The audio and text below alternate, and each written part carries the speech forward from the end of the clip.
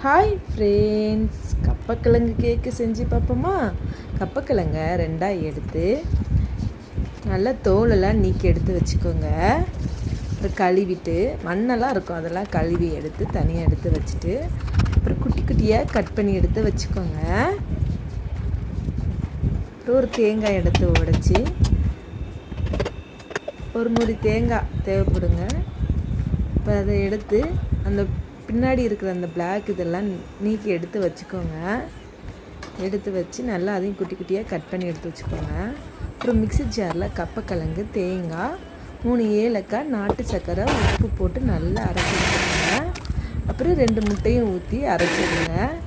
அரைச்சி எடுத்துகிட்டு ஒரு பாத்திரத்தில் கொஞ்சம் நெய் தடவி அரைச்சி வச்ச விழுதையும் ஊற்றி மூடி வச்சு வேக வச்சு எடுத்துக்கோங்க. ஒரு 20 நிமிஷம் கழித்து பார்த்தா கப்பக்கிழங்கு கேக்கு ரெடிங்க. கொஞ்சம் முந்திரி பருப்பு போட்டு தூங்கினா சூப்பர்.